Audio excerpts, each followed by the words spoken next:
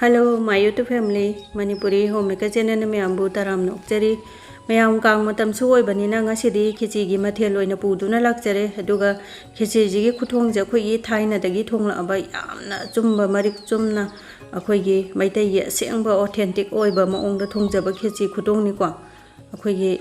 achumba haitare adum thongbo budi pakthong da thongi aina suma mangda adum akhoi gi rice cooker da jenga je hawai ga chngau ra ga thongbo gi adu so hauta bani na te yamna di haubani adu ngasi gi sina akhoi gi aiga na ba mona ga thongba akhoi gi asengba khuthong haitare adu gi khuthong du ne ba ko mayam ai de hawai se makhal ahum dang hapjarage adu apam apam dum hapiyo ga sumta kai te ko hawai sing je phajana khapto ga khando ga thamba nga tani na masa swam na na le kam te yaudre do hawai muk ne muk sori ne 1/4 cup amum hak pe ko sigi se duga kang tak na half cup ama hape duga ising je asa bo ra suai ko acha bara hing bra dum heta haijal laga tinga ga tham je ba hawai kang tak che yamna sukan mani na khara su po phan je ko thong ba ta yamna su thu na ba duga sop oina ba hawai se yam dra ba da pungai muk ti tinga ga tham je ko cooker su mayam ka mi mathel mayam ama longi ko khichi ga chana ga da ba aduga cheng che akhoi ge aiga sing na di cham da bi da thong na har pa ne ai se nungai da na hai pe tham phat long na jam tho ke tau bani akhoi ge ising che cheng manung da chupchan banang da bi da sumai na phat long na amung ni okhar ga mahi ji chi thokra ge ko do mahi je yam phachana chi thora bani ising mari ambo yaw tre duga ngakang su kang han ge sumai na akhoi ge khoma pak pa ama lawraga chakhung ge sana phi athaba akhoi ge cotton gi che sima tha duga cheng je sumaina hapjalaga phen nga tang sandu oga phawge dui oiraga di kangkang ane ko aduna sumaina akhoi ge cheng chami ga non hai se tai na te da akhoi ge cheng se cho laga di gi thau tot pa matam da manung jang haroi da na ko cho laga leijara banina kanga ga di gi ga thau ga tot pa da manung da phajana chupchan gi doini ma hau yam lei doini ba adugi ni da do sumaina sandu oga phen nga tang thamurage ko ai gi se maroi mapang chemi ngai da dunga tang kang jara da pone makha da su phi sina dum chupsan garani da na mangi machum jodi maroi mapa muk chem do achi ko achai ge hawai ating bu da ong tak na khaira ga thong garage horen hawai se hapam dai da oina phajana ahum mari rak phajan cham thoke ba tinga ga dum thang magi ma chu sem khuba jam tawre yelo se akhoi ge hawai muk tu siu yelo oi ba adu ge de muk sori kang tak loina muk yelo oi da na ko thong gar ge na kan le si do maroi mapang che na kupi na pakpi di loina sudok pa loi re te lok chanam loina khok pa loi re du ga sing chi ga chanam chi gong tang sudo ge sing che manau ma cha ma sudo ge ko du ga akhoi ge lai ge dam ta thong ba telo chanam thawai da ba lei ra ga di akhoi gi na pakpi mara du na dum ngau ra ga yare ko du so dum hau bo ne lai da mak ta di telo chanam je thak na de ran chanam che muk su do ge chanam chi cho khoi manau siam pi ko du na tara muk tha ko khoi manga chok tang tha sia ba ni maming dang ge khoi ge mahau roast tu long na ba kitang kitang thak pe wan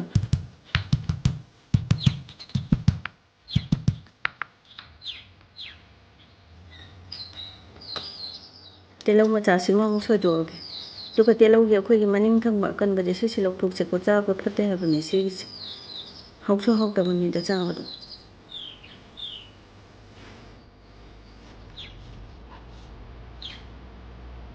ho te ko khara ma ga tang khai khai do ge ado morok se akhoi na yum da thong jara pani na sahan ge sa loi adum isa ge apa ma chang da dum happy ba yare ko yum da thong jaba hai ba si te yam na healthy oina lu na na hamning ba hap ta na horen gi ga se adum mayam hau ke khitang hau ke loi yare ko adum maroi mapang adum sem ba loi sale tu na nga sai ge cheng do phen thar ga kang la tham ba ne ko adu su kang ba ye nga se hoje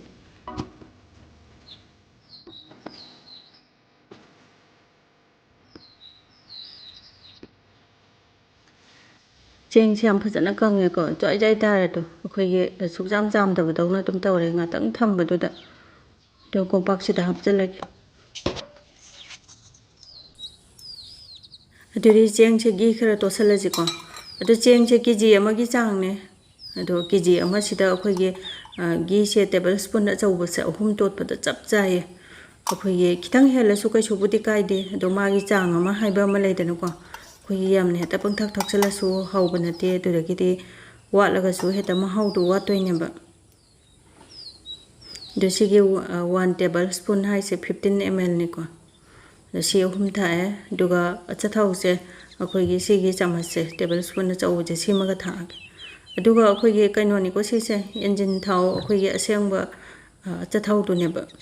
ꯆꯥꯃꯁ ꯑꯃ ꯊꯥꯛꯑꯦ ꯁꯤꯁꯨ ꯌꯥꯝꯅ ꯀꯥ ꯍꯦꯟꯅ ꯊꯥꯛꯆꯜꯂꯨꯔꯒꯗꯤ ꯊꯥꯎ ꯍꯤꯡꯒ ꯅꯝꯗꯣꯏꯅꯤꯀꯣ ꯌꯥꯝꯅ ꯍꯦꯟꯕ ꯌꯥꯗꯕ ꯑꯗꯨꯅ ꯆꯦꯡꯁꯦ ꯀꯦꯖꯤ ꯑꯃꯗ ꯀꯌꯥꯝ ꯊꯥꯛꯀꯗꯒꯦ ꯍꯥꯏꯕꯗꯣ ꯍꯥꯏꯐꯦꯠ ꯄꯥꯊꯣꯛꯄꯤꯔꯣꯕꯀꯣ ꯆꯦꯡ ꯀꯦꯖꯤ 2 ꯊꯣꯡꯉꯗꯤ ꯁ꯭ꯄꯨꯟ ꯑꯆꯧꯕꯁꯦ 2 ꯑꯃ ꯊꯥꯛꯑꯒ ꯌꯥꯔꯦꯗꯅ ꯑꯗꯣ ꯃꯍꯥꯎ ꯌꯥꯝ ꯂꯩꯕꯅꯦ ꯁꯨꯃꯥꯏꯅ ꯑꯆꯥꯊꯥꯎ ꯑꯍꯤꯡꯕ ꯈꯤꯇꯪ ꯊꯥꯛꯄꯁꯤꯁꯨ ꯑꯗꯨꯝ ꯑꯩꯒꯥꯁꯤꯡꯅ ꯕꯥꯃꯣꯟꯁꯤꯡꯅꯁꯨ ꯂꯣꯏ ꯊꯥꯛꯄꯅꯦꯀꯣ ꯑꯗꯣ ꯐꯖꯅ ꯅꯝꯅꯕ ꯑꯃꯨꯛꯇꯪ ꯐꯖꯅ ꯀꯩꯅꯣ ꯇꯧꯔꯒꯦ ꯂꯣꯏꯅ ꯇꯣꯠꯁꯜꯂꯒꯦ ꯌꯥꯝ ꯅꯝꯅ ꯐꯖꯅ ꯇꯣꯠꯄꯤꯕ ꯑꯗꯣ ꯃꯃꯥꯡꯗ ꯑꯩꯒꯤ ꯈꯦꯆ꯭ꯔꯤ ꯑꯩꯈꯣꯏꯒꯤ ꯌꯥꯝꯅ ꯂꯥꯏꯅ ꯑꯩꯈꯣꯏꯒꯤ ꯆꯦꯡꯒꯁꯦ ꯊꯥꯎꯗ ꯉꯧꯔꯒ ꯑꯗꯨꯝ ꯀꯩ ꯍꯥꯏꯇꯥꯔꯦ ꯏꯁꯥꯗ ꯐꯥꯎꯕ ꯏꯁꯥꯅ ꯍꯩꯖꯕ ꯈꯔ ꯊꯣꯡꯖꯕꯗꯣ ꯑꯗꯨꯒꯤꯗꯨꯅꯤꯀꯣ ꯀꯅꯥꯝꯇꯗ ꯑꯩꯒꯥꯁꯤꯡꯗ ꯍꯪꯉꯨꯕ ꯈꯣꯠꯂꯨꯕ ꯀꯩꯝꯇ ꯂꯩꯕ ꯅꯠꯇꯦ ꯑꯗꯣ ꯏꯁꯥꯅ ꯁꯨꯃꯥꯏꯅ ꯇꯧꯔꯒ ꯍꯥꯎꯅꯦ ꯈꯜꯂꯒ ꯊꯣꯡꯖꯕꯗꯣ ꯍꯥꯎꯁꯨ ꯑꯗꯨꯝ ꯍꯥꯎꯕꯅꯦ ꯃꯌꯥꯝ ꯑꯗꯨꯗꯨꯅ ꯑꯩꯈꯣꯏꯒꯤ ꯑꯁꯦꯡꯕ ꯑꯣꯊꯦꯟꯇꯤꯛ ꯑꯣꯏꯕ ꯈꯨꯊꯣꯡꯁꯤꯒ ꯑꯩꯒꯤ ꯌꯥꯝꯅ ꯂꯥꯏꯅ ꯊꯣꯡꯕ ꯈꯨꯊꯣꯡꯗꯨꯒ ꯑꯃ ꯌꯦꯡꯕꯤꯔꯒ ꯀꯔꯝꯕꯅ ꯄꯥꯝꯒꯦ ꯍꯥꯏꯕꯗꯨ ꯊꯣꯡꯕꯤꯌꯨ ꯀꯔꯝꯕꯅ ꯍꯥꯎꯒꯦꯁꯨ ꯌꯦꯡꯕꯤꯌꯨꯀꯣ ꯑꯅꯤꯃꯛ ꯊꯣꯡꯉꯒ ꯃꯍꯥꯎꯗꯣ ꯀꯔꯝꯕꯅ ꯍꯦꯟꯒꯦꯗꯣ ꯑꯅꯤꯃꯛ ꯂꯣꯏ ꯍꯥꯎꯕꯅꯦꯕ ꯑꯗꯨ ꯂꯣꯏꯔꯦ ꯍꯧꯖꯤꯛ ꯃꯤꯛꯁ ꯇꯧꯕ ꯑꯗꯨꯗꯤ ꯊꯣꯡꯕ ꯍꯧꯔꯁꯤꯀꯣ ꯑꯗꯣ ꯔꯥꯏꯁ ꯀꯨꯀꯔꯁꯤꯗ ꯀꯩꯅꯣꯁꯦ ꯏꯁꯤꯡꯁꯦ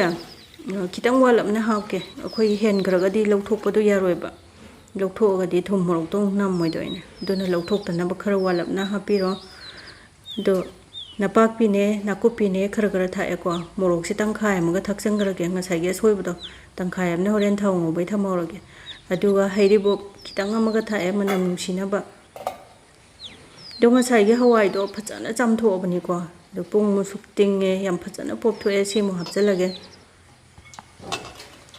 ꯑꯗꯨꯅ ꯍꯋꯥꯏ ꯍꯥꯞꯄ ꯃꯇꯝꯗ ꯑꯗꯨꯝ ꯐꯖꯅ ꯄꯣꯞꯍꯜꯂꯒ ꯇꯤꯡꯉꯒ ꯍꯥꯞꯄꯤꯌꯨꯀꯣ ꯅꯠꯇ꯭ꯔꯒꯗꯤ ꯍꯋꯥꯏꯗꯣ ꯀꯟ ꯀꯟ ꯂꯥꯎꯕꯅꯦꯕ ꯍꯣꯔꯦꯟ ꯈꯦꯆꯤ ꯊꯣꯡꯕ ꯂꯣꯏꯔꯛꯄꯗ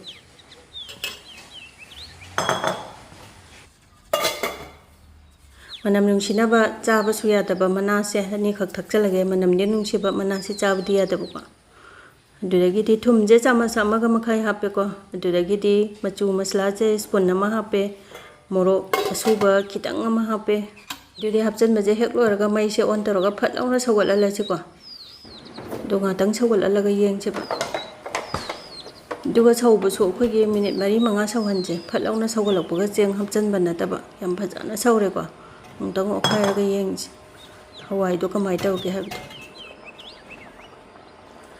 ꯃꯆꯨꯁꯦ ꯌꯥꯝ ꯌꯥꯛꯅ ꯎꯏꯀꯣ ꯌꯥꯛꯑꯣꯏꯌꯦ ꯀꯩꯁꯨ ꯍꯣꯔꯦꯟ ꯑꯩꯈꯣꯏꯒꯤ ꯆꯦꯡꯁꯤꯡꯁꯦ ꯍꯥꯞꯆꯤꯜꯂꯒ ꯊꯣꯡꯉꯀꯥꯟꯗꯅꯦ ꯆꯞ ꯆꯥꯗꯣꯏꯅꯦ ꯆꯦꯡ ꯀꯦꯖꯤ ꯑꯃ ꯊꯣꯡꯕꯗ ꯑꯩꯈꯣꯏꯒꯤ ꯃꯆꯨ ꯃꯁꯂꯥ ꯂꯣꯀꯦꯜꯒꯤꯗꯨꯅꯤꯀꯣ ꯑꯩꯈꯣꯏꯒꯤ ꯁ꯭ꯋꯥꯏꯗ ꯁꯨꯝ ꯇꯛꯆꯕꯗꯣ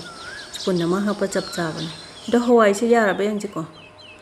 ꯑꯩꯈꯣꯏꯒꯤ ꯃꯄꯣꯞꯁꯦ ꯀꯩꯝꯇ ꯀꯥꯏꯗ꯭ꯔꯤ ꯃꯆꯤ ꯂꯦꯡꯗ꯭ꯔꯤꯌꯦ ꯑꯗꯨꯗꯨꯅ ꯃꯤꯅꯤꯠ 2-3ꯗꯪꯒ ꯁꯧꯍꯟꯒꯦꯁꯦ ꯑꯗꯨꯒ ꯆꯦꯡꯁꯦ ꯍꯥꯞꯁꯦ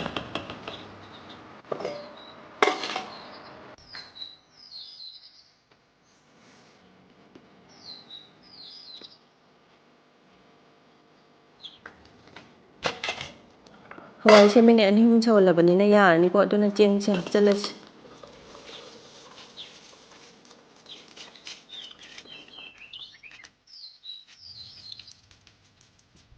ꯆꯦꯡꯁꯦ ꯘꯤꯒ ꯊꯥꯎꯒꯁꯨ ꯇꯩꯕꯅꯤꯅ ꯑꯃꯠꯇ ꯅꯞꯇ꯭ꯔꯦ ꯌꯥꯝ ꯐꯖꯅ ꯍꯥꯞꯆꯜꯂꯦꯀꯣ ꯂꯣꯏꯅ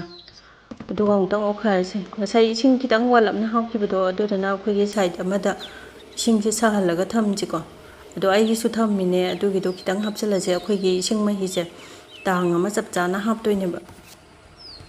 ꯑꯗꯣ ꯈꯔ ꯁꯨꯃꯥꯏꯅ ꯈꯖꯤꯛ ꯈꯖꯤꯛ ꯍꯩꯖꯤꯟꯕꯁꯤꯅ ꯐꯩꯌꯦ ꯌꯥꯝꯅ ꯍꯩꯖꯤꯜꯂꯒꯁꯨ ꯍꯦꯟꯗꯣꯛꯈꯤꯗꯣꯏꯅꯤꯗꯅꯀꯣ ꯑꯗꯨꯅ ꯆꯥꯛ ꯊꯣꯡꯕ ꯍꯩꯖꯗ꯭ꯔꯤꯕ ꯑꯉꯥꯡꯁꯤꯡꯗꯅꯦ ꯑꯩꯅ ꯃꯔꯤꯛ ꯆꯨꯝꯅ ꯇꯥꯛꯆꯔꯤꯁꯦ ꯑꯩꯈꯣꯏꯒꯤ ꯌꯥꯝ ꯐꯖꯅ ꯆꯥꯡꯗꯣ ꯆꯞ ꯆꯥꯅ ꯑꯃꯨꯛꯇꯪ ꯊꯣꯡꯕꯗ ꯍꯩꯅꯅꯕ ꯑꯗꯨꯅ ꯈꯦꯆꯤ ꯊꯣꯡꯕꯁꯦ ꯑꯃꯨꯛꯇꯪ ꯊꯣꯡꯕꯗ ꯄꯔꯐꯦꯛ ꯑꯗꯨꯝ ꯑꯣꯏꯔꯗꯕꯅꯦ ꯆꯥꯡꯁꯦ ꯆꯞ ꯆꯥꯅ ꯍꯥꯏꯔꯕꯅꯤꯅ ꯑꯗꯨ ꯂꯣꯏ ꯍꯥꯞꯆꯜꯂꯒꯦ ꯑꯩꯅ ꯈꯤꯇꯪ ꯁꯥꯍꯟꯕ ꯏꯁꯤꯡꯁꯦ ꯆꯞ ꯆꯥꯔꯦꯀꯣ ꯑꯩꯅ ꯌꯥꯅꯦꯅ ꯈꯟꯕꯗꯣ ꯑꯗꯣ ꯑꯃꯨꯛꯇꯪ ꯑꯣꯠꯈꯥꯏꯔꯒ ꯇꯥꯡ ꯑꯃꯗ ꯑꯣꯏꯕ꯭ꯔꯥ ꯌꯦꯡꯁꯦꯕ ꯑꯗꯨꯒ ꯑꯩꯒꯤ ꯆꯦꯡꯁꯦ ꯑꯩꯈꯣꯏꯒꯤ ꯌꯥꯝꯅ ꯊꯣꯠꯄ ꯑꯩꯈꯣꯏꯒꯤ ꯂꯣꯀꯦꯜꯒꯤ ꯆꯦꯡꯅꯤꯀꯣ ꯑꯗꯣ ꯁꯨꯄꯔꯐꯥꯏꯟꯒꯨꯝꯕ ꯑꯀꯟꯕ ꯑꯣꯏꯔꯒꯗꯤ ꯑꯩꯈꯣꯏꯒꯤ ꯕꯤꯔꯌꯥꯅꯤ ꯆꯦꯡꯕꯨ ꯑꯣꯏꯔꯦ ꯁꯨꯄꯔꯐꯥꯏꯟꯕꯨ ꯑꯣꯏꯔꯦ ꯑꯗꯨ ꯑꯣꯏꯇꯥꯔꯗꯤ ꯏꯁꯤꯡꯗꯤ ꯗꯕꯜ ꯍꯥꯞꯇꯕ ꯌꯥꯔꯣꯏ ꯑꯩꯈꯣꯏꯒꯤ ꯃꯌꯥꯝ ꯄꯣꯞꯊꯣꯔꯛꯀꯗꯣꯏꯅꯤꯅ ꯇꯥꯡ ꯑꯃꯃꯨꯛ ꯂꯩꯔꯦꯀꯣ ꯑꯗꯨꯗꯤ ꯃꯈꯨꯝ ꯈꯨꯝꯖꯤꯜꯂꯒ ꯁꯧꯍꯜꯂꯁꯦ ꯑꯗꯣ ꯑꯩꯒꯤꯗꯤ ꯊꯨꯝꯁꯦ ꯆꯞ ꯆꯥꯅ ꯊꯥꯛꯆꯈ꯭ꯔꯕꯅꯤꯀꯣ ꯑꯗꯣ ꯆꯥꯛ ꯊꯣꯡꯕ ꯍꯩꯖꯗ꯭ꯔꯤꯕ ꯑꯍꯥꯟꯕ ꯊꯣꯡꯕꯒ ꯑꯣꯏꯔꯒꯗꯤ ꯍꯧꯖꯤꯛꯀꯤ ꯏꯁꯤꯡꯗꯣ ꯃꯍꯤꯗꯣ ꯈꯤꯇꯪ ꯇꯦꯁ ꯇꯧꯕꯤꯌꯨꯀꯣ ꯂꯥꯏꯒꯤ ꯅꯠꯇ꯭ꯔꯒꯗꯤ ꯀꯩꯁꯨꯝꯇ ꯀꯥꯏꯗꯦꯗꯅ ꯊꯨꯝꯗꯣ ꯋꯥꯠꯂꯒꯗꯤ ꯑꯗꯨꯝ ꯍꯥꯞꯍꯧꯕ ꯌꯥꯔꯦ ꯑꯗꯨꯅ ꯑꯍꯥꯟꯕ ꯊꯣꯡꯕꯗ ꯑꯗꯨꯝ ꯄꯔꯐꯦꯛ ꯑꯣꯏꯅ ꯐꯖꯅ ꯍꯥꯎꯅ ꯑꯗꯨꯝ ꯊꯣꯡ ꯌꯥꯔꯦꯀꯣ राइस कुकर थोंब खेचीदी याम थूबने अदुदुना अखोइगी राइस कुकर दा चेंग दो हेक हापचनबगा सोक तौनबा थांगतबा यारेको चथाउसे अखोइगी टेबल स्पून अचौबा अहुमुकी चांग हैजरे चथाउसे पांबिद्रगदी अपांबा थाव अमा हेता हिबियु कैसुमता काइदेको सिसिना महाव खरा लैबा हेलेना इदि हापबने थाउहिंग नमदनबा थाउसे मुनले खंगनबा तेलौ मचेत अमकक थादरेको मागी कोंगोनसिना लोइरकपदा थाउसे फजना मुनदोइने अदुना चाइंजांग थोंबा मतमदा थाउहिंग नमबा हाइबदु लैरोइको थाइना इसु आंगांग ओइङैदा अबोकना सुमाइना तंबीबनेको चाक थोंबा खगा हैरकपदा हौजिकपुदि तौद्रे दो कमाइना मुनगेदो दुम खंगेदना चाक थोंबा सुम हैरकगदि कोंगोनजे लोइसलएको सि लोइसलकपदा दुम ngौसनबा हौबा यारे दुदि मुल्लबनिना जिरासे स्पून तंखाय अमा ngौसलगेको जिरा मपुमसे दगी तेजपत्ता अनि खा अमा ngौसले दुगो जिरा सु तेजपत्ता सु खरगा मुल्ललको हेक थादबगा हपचनबिगनोबा अतयदम दुगा मोरok mapum ani kha amga ngausale morok kangba ani mina mayai da thide aga ngausale sumaina ngausan basina horen mana myam nuchibane thau khok tawbase dudagi tu chik aga jaw sun hawidan ti telau khara ngausalaga ngaha ama ngaubire dudagi di singne chanamne sura thambadu maga hapjale do sing chanam jigi mahutta khoi sing nate khoi telau chanam haptaba lai gi thongba lai daina du oragadi sungai kanjida napakpi mara to dum hapa yare ko ngauba yare dom morok ngasai tangkhai ama thamobdo morok soiba adu mu ngausale dudagidi mai amu mutkhare koigi lekai gi manipur gi mai se pamut tamut chani video ga nam ya ba chanate duna napakpi khara amne na kupi khara amne ngausale ko dom maroi mapang ji khara yam na ngausale napakpi do chong thorak tanamne makhum khum jale se natraga di am chong thore nai sune hote ba aduga sisina hengni ko sai thau ngobda haphodabagi huji hapine sumaina adom mahi tawraga isinga chabada thitlaga nairaga hairasu yai sai gi thau ngobudu da hapasu yai hamningba matamda dum hapa yabani aduga hingsina akhoi hakchangda chaba thakpada digestion phajana ta hole hakchangda yam phahali ko aduga mahau fiam la henbane dom phadigo marumra asuba spoon ama phawata bam tha e jira khoi mapum takhai bada du khitang amaga tha e mahau leinaba do maroi singse yam phatana munna napu machu changakpa adu phau ngobi doiniko jing mun ba hore adu dagi di khechi sumulle khoigi rice cooker do wam da chongpale ko du di gas off tawraga khoigi khechi du da hapchalase aduga phatana okharase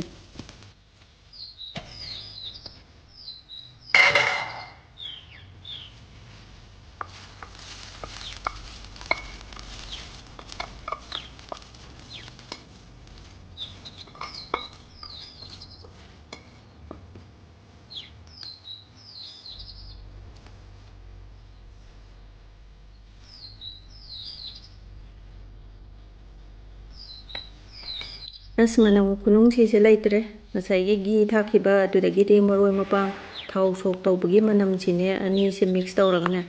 as tin ga ta ge tawra jani ona ona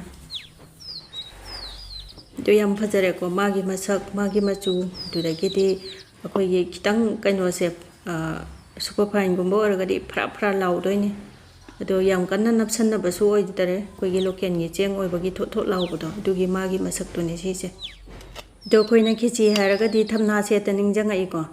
do mayamna su khangbirangone ai mathakta thamban hobodo thamna heugi ge khichi se hamnaba thamna se pukhi da hoba na tabani na yang kanna chawya te da do sigi mamai se koigi waterproof oibani ko manam chu nungsi ba thok tamne sigi mamang do de sigi akhoi maning oi basaruk ki pat se sisine ko akhoi thamna manam nungsi ba ka tholok do khichi chaba kanda mayamna su akhoi thamna se mathang makha on thok hamnai dana ko duga mamang video da aina masak che sigi maning se phajade na mamang on thok hapa aduda mayam ama comment bibire akhoi maning do on thok hapu kaina ko ado aina su yam phajane explain tawbodo haitaba yamna marik chumna haibado do sisina moro achar ne moro achar kitang ama hapjarage do sigi moro achar se akhoi mit am kabado ni ko ado kamaina mit ka gani kamaina semni kaido magi tips and trick mayam do yawba ma video ma semjarake mayam chungai biramu pambiragadi do ai puroibadi acha yam paamane khayam hapchalage magi chalukne aina sembirise dudagi ti lafu iromba ma tawjare ado mathel atai di loina tawning loina tawbu ya adu raga su khichi hairaga di koigi hawai mangan usoi ti yaudaba su ama yade ko dena ai su hawai mangan ga usoi ga ti ma tawjare ko do ai nungsiraba viewers singna ai gi video se kitang kana ba nungai ba phobiraga di like number do ko bi kano dudagi di subscribe to bidriba singna su subscribe to sanbiramu kana ba nungai ba video pu do na lakjage to ma'am restaurant hotel चाब मतलब decoration तौको अखोसु यूम सुमायना decoration तौरगा हाउना फजना चासे थमनानी कोलम तंगने टोनिंग कोकाजे थेचलदनको दो ngasi बाय बाय।